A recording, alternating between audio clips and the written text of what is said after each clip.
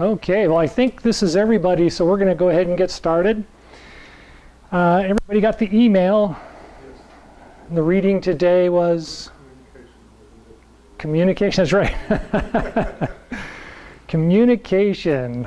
So Eagleman, I think, was the guy on KQED. He does a variety of shows. One of them was about the mind, and he tells in the shows, because he did a bunch of different ones, that most of the information that we believe we're receiving is actually interpretations from the sensors that we have. So our eyes see stuff, it actually goes through translation, and then it's handed to the brain. The ears hear stuff, it goes through translation, then it's handed to the brain.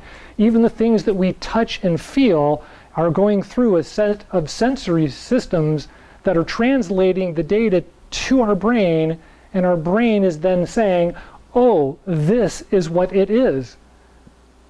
And so based on the reading from today, you can kind of understand how hard it is to try and get somebody else to understand exactly what you're trying to say. You don't even know what it is. You've made up something in your brain, and now you're trying to tell somebody else what that made up thing is that's in your brain. I've always wondered about that. So today's reading was apropos. We're actually kind of falling into the end of winter. Great cold is basically the last Chi node before the beginning of the new year, which will be in the first week of February this year.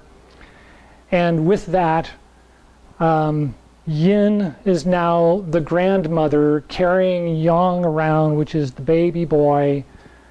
And the grandmother, or minor Yin, starts to kind of forget things, like where did I set the baby down, kind of things. And Yang isn't bright enough to know to say, I'm over here yet. It's still trying to figure out what is food and what is warm and cold, right? So that communication thing is kind of getting lost at the end of Yin, and is wasted on the born Yang before it actually starts to understand what is really going on. So we talk a lot about how if we're following the Chi nodes and we're actually paying attention to our diet and to our health and all those kinds of things, we notice ourselves a little wobbly this time of year. We notice we're kind of forgetting things on and off, and we kind of have to double check stuff to make sure that we're on the right track. We're following, what we were expecting to do, because it's the way the Chi is. It's perfect for the Chi. So this time of year, it's really good to kind of take that into consideration instead of going, I keep forgetting things, or what was I doing? Does it really matter? Well, no, because it's raining out, and I'm not really wanting to do it anyway. So cancellations are really good this time of year. Setting an appointment with somebody and then calling later and apologizing, perfect for this time of year. So any questions on those, on communication? No? And then the Chi. The Chi, only the Chi is as it was.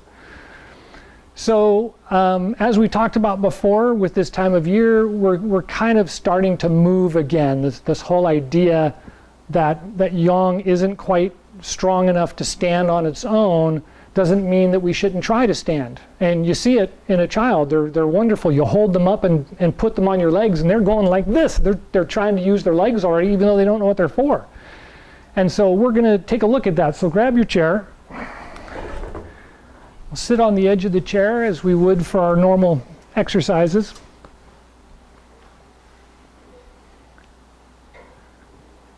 And so yeah, you want to sit right out on the edge of the chair and then move the feet in and out slightly so that when you lean forward, you can just stand up. You just kind of get your balance right over your feet. And then bring your hands out in front. And now if you just lean forward slightly, you should be able to just stand right into balance without having to go, right, and lean forward. The hands kind of act as that extra counterbalance to bring the body up. So far, so good? Did anybody notice that by like the third time you tried it, the legs were stable and everything felt fine again? Yeah. So 3, of course, is the magic number in Chinese philosophy. And so I recommend that at least 3. Try it. Try it again. Oh, and then by the 3rd time, it should be pretty easy. It should be really comfortable and easy to stand up. Does that sound good? All right. Move the chair out of the way. So with this burgeoning yang, it's really important to understand that we want to keep it grounded. Like the baby trying to bounce on its legs, trying to figure out where to go. If you're not holding on, he'll bounce right out of your hands. And so we don't want it doing that, right? We want to hang on to it. And so what we want to do is bend our legs and focus down to the inside of the knees, all the way down to the inside of the feet, so that the feet feel like they're stuck into the ground somewhat. And to help that, we're going to use the exercise we did a couple of, well, I guess a month and a half or so now. We're going to bring the hands up in front and brush down the body and stop at the waist. And we're going to hook onto the edge of the hips and press down. And at the same time, we want to lift the chest and the head up. And take a couple of breaths.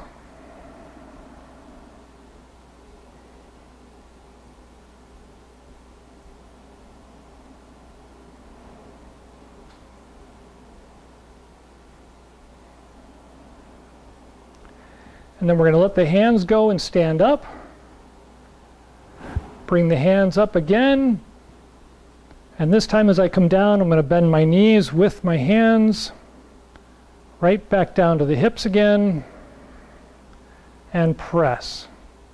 Lifting the chest and the head. And a couple of breaths.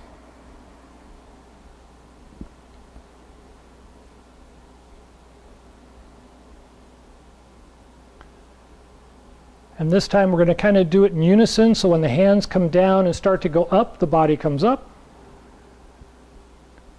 And as the hands come down, the body comes down. Hands rest on the hips and press down, lifting up the head and the chest.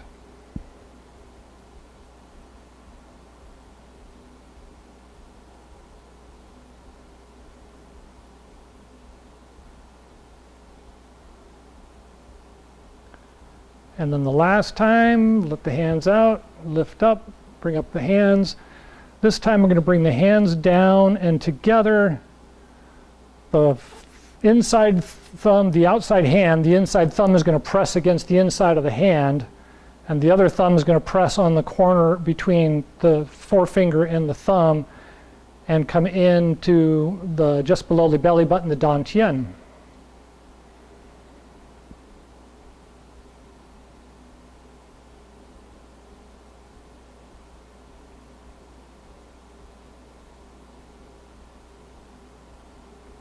And relax. How's that? Does that feel okay? Go ahead. When you're clasping your hands, you're actually applying pressure with both of them. Right. Right. Yep. Yeah, this spot right here in the hand is pretty easy to sense, called the Lao Gong point. And it's not the pericardium 6, which is here, or pericardium 9, which is here. It's just into the palm. But then if you look at your hand, when you go like this and touch right here, that's the spot we want to touch. And if you rub it, you'll notice it's tender. It almost always is. It's liver. And the liver tends to be a little quivery all the time. And so that's where you want to put the two together and then bring it in. And of course with men, the left hand is on the bottom. With women, the right hand is on the bottom. Is that? Right hand on the bottom. Good. Does that answer the question okay? Any other thoughts? Why is it different for men and women? I mean, the left hand Right. The channels are actually seen as yin and yang, and so is the energy of male and female seen as yin and yang. And so the proper nourishing of the chi, the proper circulation of the chi is slightly different from men to women. And even though it is only slightly different, they found that just making sure that you put the right hand in the right place really makes a difference. So we follow the guides of our forefathers from many years ago. Okay, so everybody's okay with that? So far, so good? So we talked about breathing the last time, trying to extend the exhale, making the inhale both full and not just, blowing yourself up like a balloon. But when you exhale, you want to try and make it nice and smooth and relaxed to try and get all the air out of the lungs without hurting yourself. And we say that jokingly because when we do the exhale, we really are tightening up the stomach and the diaphragm quite a bit in order to get all of the oxygen or all of the air, the gases out of the lungs. But that improves the flexibility of the lungs. And so we really want to practice getting that extremely open to extremely closed. And we just say, don't hurt yourself, right? Cause no harm.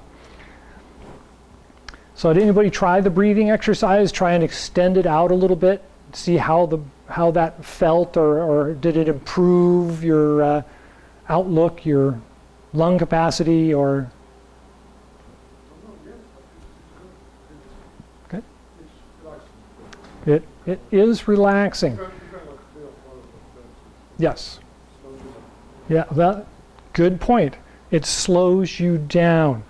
And that's really why in Qigong we talk about the breath being so primary and so basic, is that when you start slowing the breath down, the body will naturally try to shut down things it doesn't need.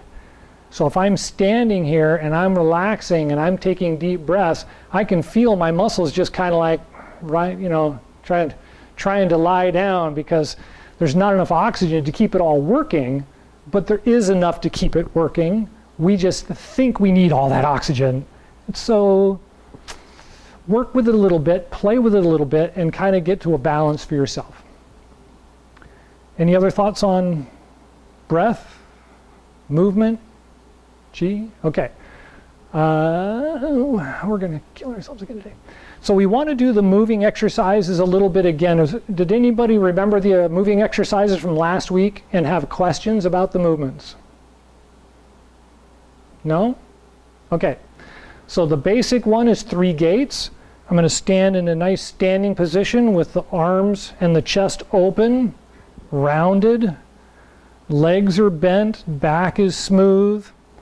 And when I roll the feet out, I'm going to start my inhale, and that's going to cause me to arch my back slightly. So I tuck my hips out or push my hips out a little bit, and then I roll my chest up and open.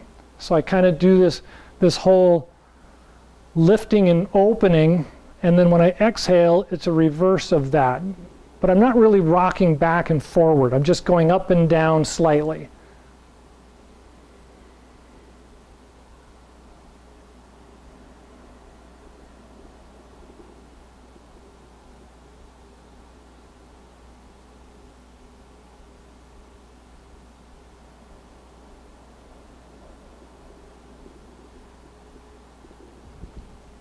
So that one's called 3 gates.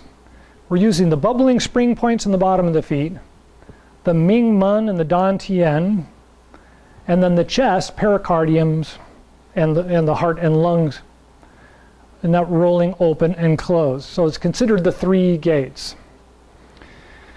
The first moving gong takes the same exercise, but now moves the arms back. I roll back to my heels and lift up. I come around to the front, moving to my toes and close. Pretty much the same as the 3 gates, only now there's more of a rolling, opening, rolling, closing. I always liken this to kelp in the ocean. When the wave comes in, it rolls up, and as the wave goes out, it rolls back.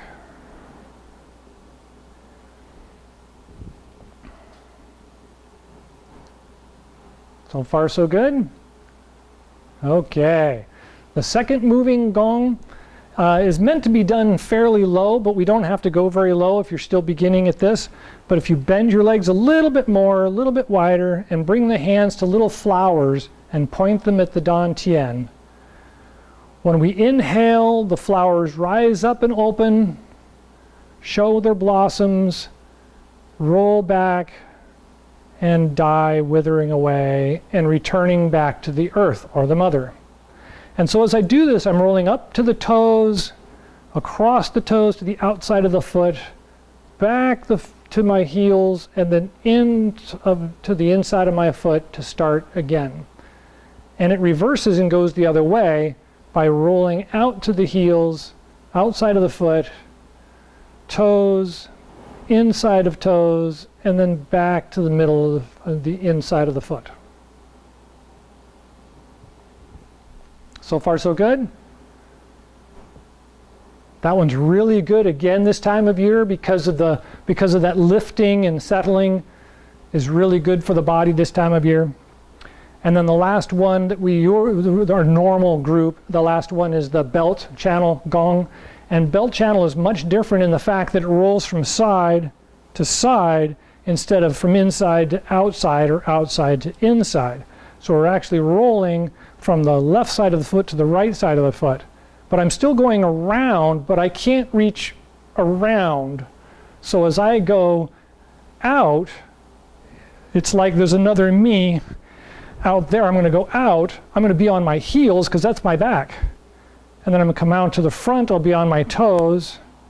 And then back to my heels. And back to my toes. And every time I go across the waist, I'm inhaling. And every time I go across the back, I'm exhaling. And it goes in both directions. So I can go this way, or I can go this way.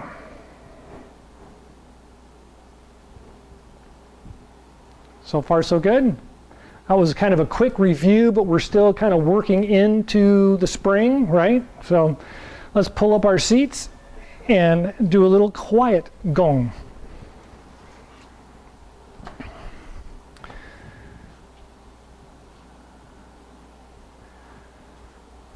So one of the key components to remember, we talk about breath and we talk about extending the breath and trying to get, like double the exhale compared to the inhale. Most of the moving gong shouldn't be done that way because you do need the oxygen. So you're going to have to inhale and exhale at a pretty similar pace, just a little bit more exhale. I usually tell people it's 7 in, 9 out, or 7 in, 10 out. And anywhere in there that you can find a comfortable pace for yourself, that would be good because the breathing is a key. Am I repeating myself?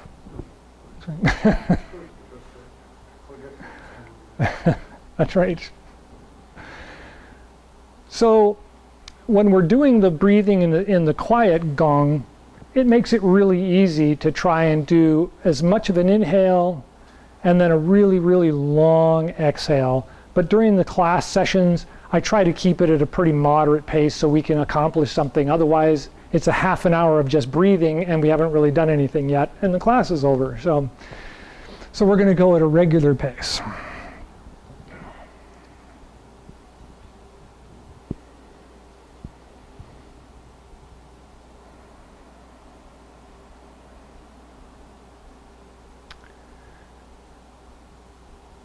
So let your breath become long and smooth. Rest the tip of the tongue on the roof of the mouth, just behind the front teeth.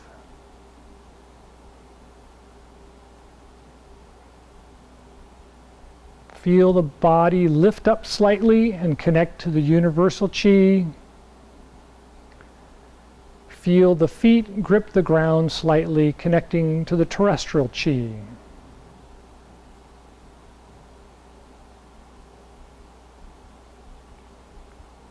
Let the lungs fill with air until you are done.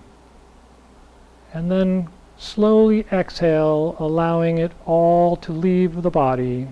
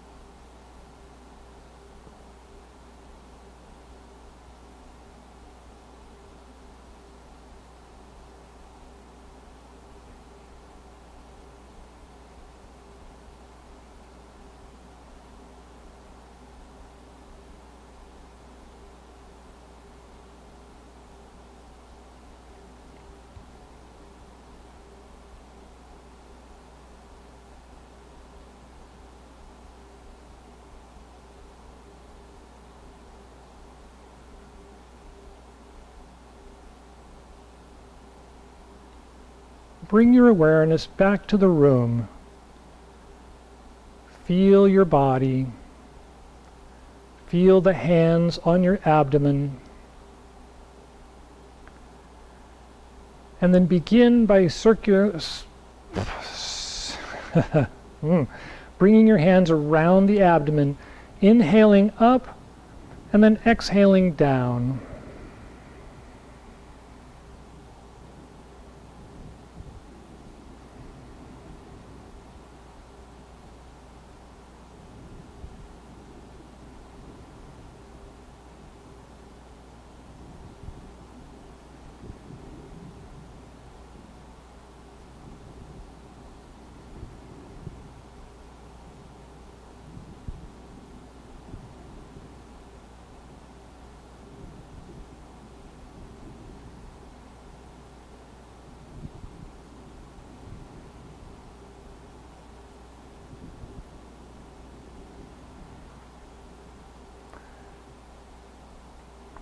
And once you've reached a stopping spot, then go ahead and switch hands and go in the opposite direction.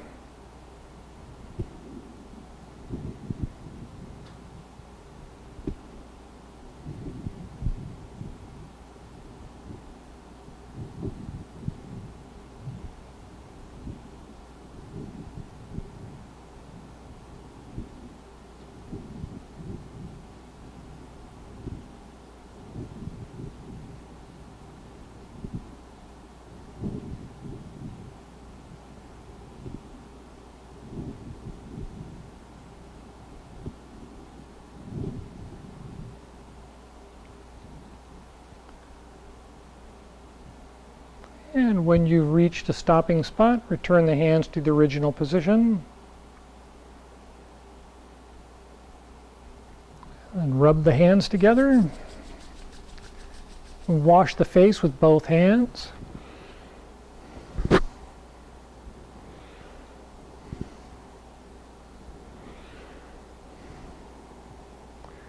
And then rub the face with one hand.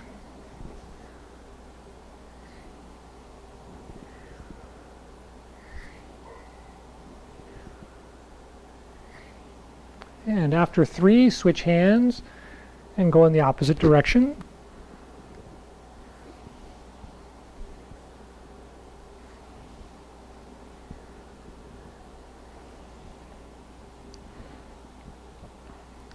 And then cup and massage the eyes. And then press back to the temples 3 times.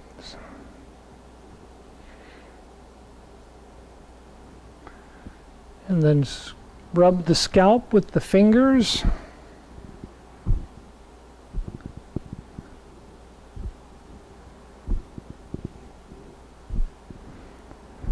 And then massage the ears with the finger and the thumb, the forefinger and the thumb.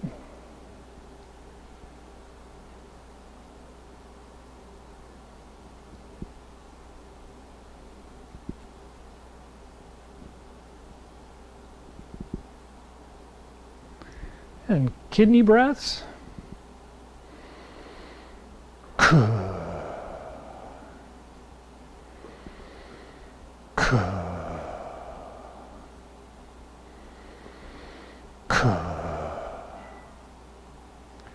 And the Tibetan drum exercise.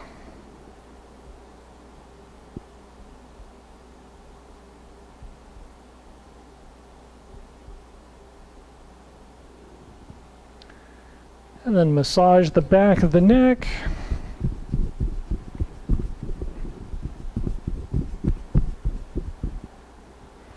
And the lower back. The rib cage. And then down the arm 3 times. And down the legs.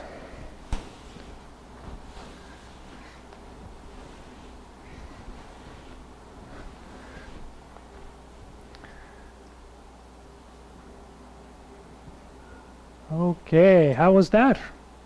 Everybody okay? Any questions? No? Excellent. Okay, so we're going to do the closing exercise, Guan Qigong.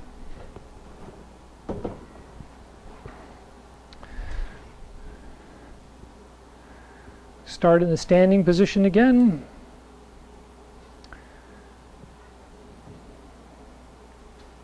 Turn the palms out. Inhale, rise up, gathering the universal chi, and then exhale and guide it down through the top of the head, the Bai Hui point.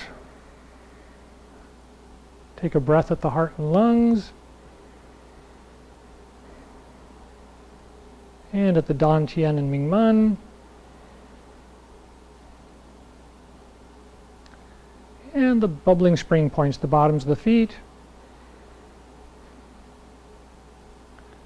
And then pause there and take a couple of breaths, feeling the feet connecting firmly to the ground.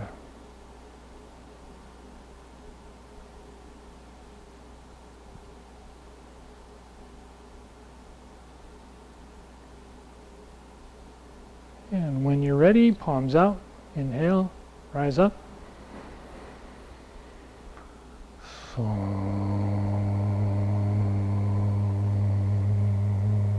Take a breath at the heart and lungs. And the Dan Tian and Ming Man. And the bubbling spring points, the bottoms of the feet.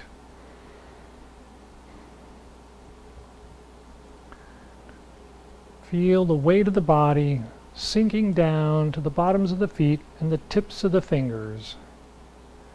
Feel it draw down into the earth with each breath.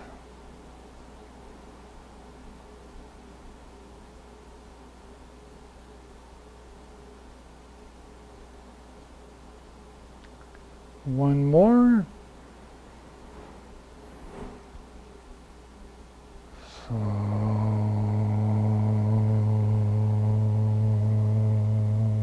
Take a breath at the heart and lungs.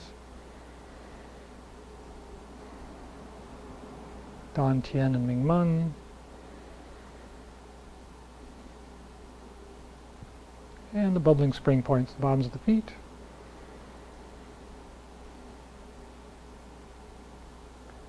Take a couple more breaths and just feel the energy of the heavens coming down through the body, down the spine, through the legs and into the ground, deeper and deeper with each breath.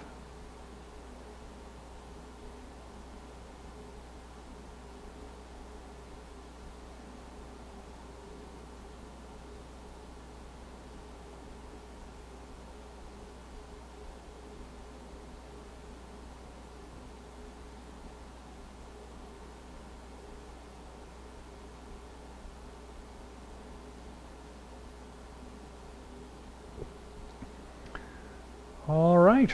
Any last thoughts or questions?